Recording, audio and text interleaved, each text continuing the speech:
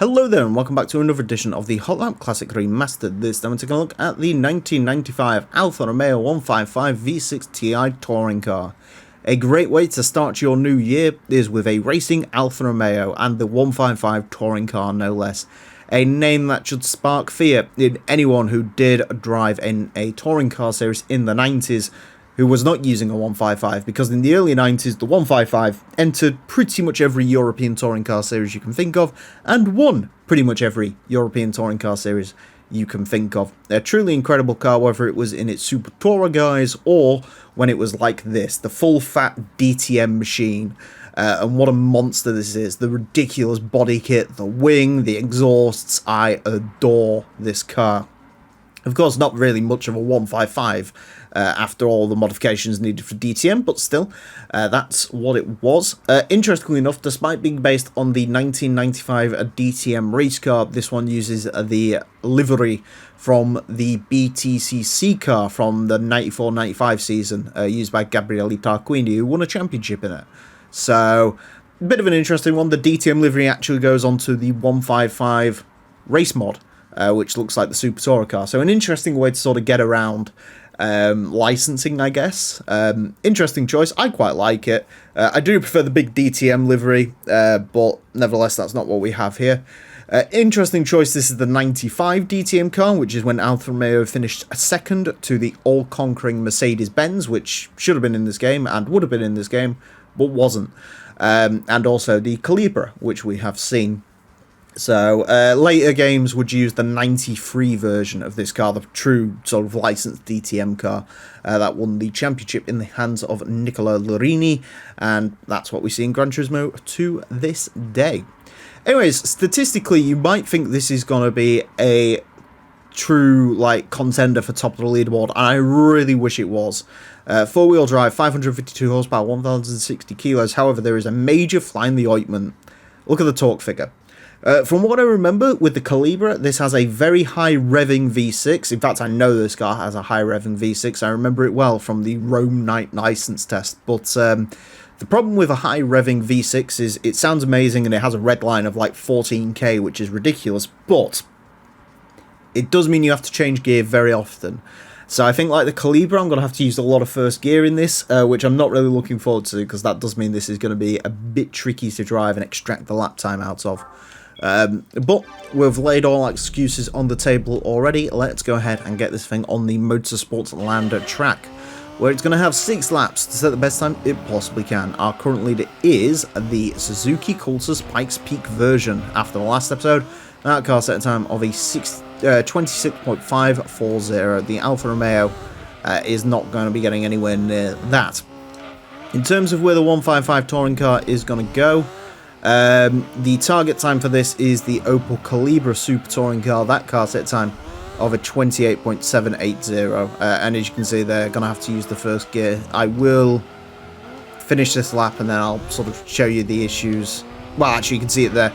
Even at like 10k, and you just sort of step on the accelerator and nothing really happens. This sort of makes all its peak power just after about 12k, so you need to be constantly gear shifting with this.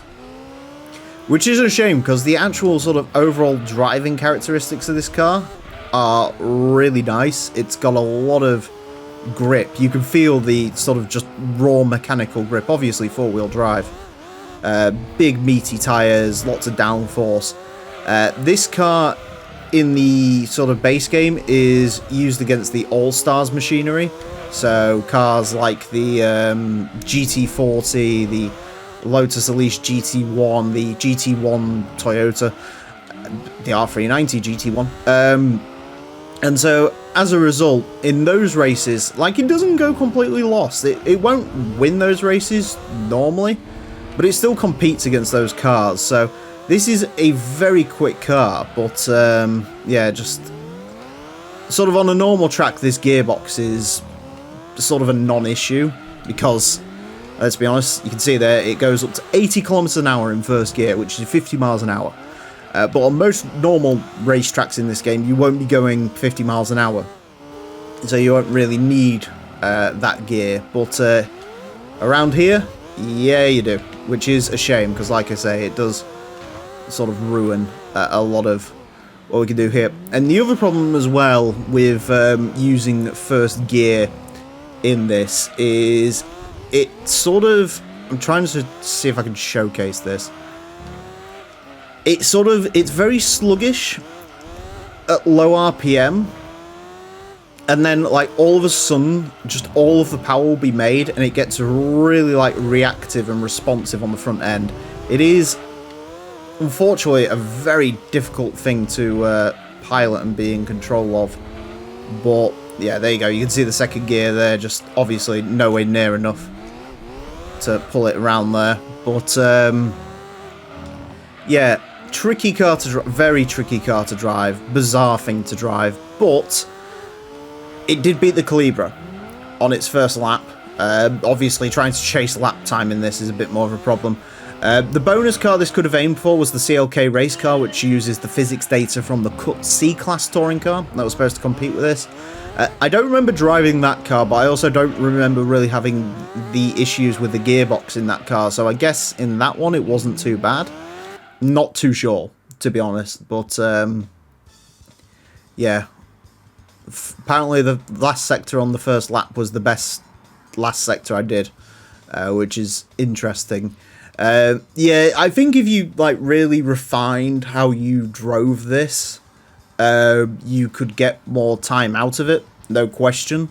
But it is a tricky car to drive, a really tricky car to drive. Yeah, I'll take that. It's a bit of a shame that it's not like a really, really like top-end car in terms of the series, but they can't all be winners, I guess.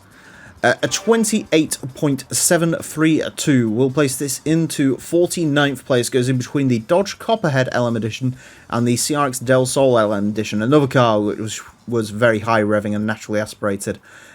Beats the RX-7 RE Amemia and the Calibra Super Touring Car, as mentioned. A little bit ways down on the CLK race car, about 0.1 in there.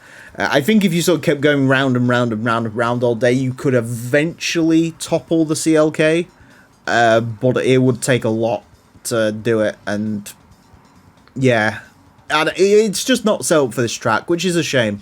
I think if you was to slap a turbo into this, which obviously you can't, but if you could slap a turbo into this, just for the torque alone, I think you'd be looking at a 27 car no problem, because the actual sort of like handling of this car and the maneuverability is ridiculous, but it's just that torque really sort of holds it back, which is a bit of a shame, but there you go.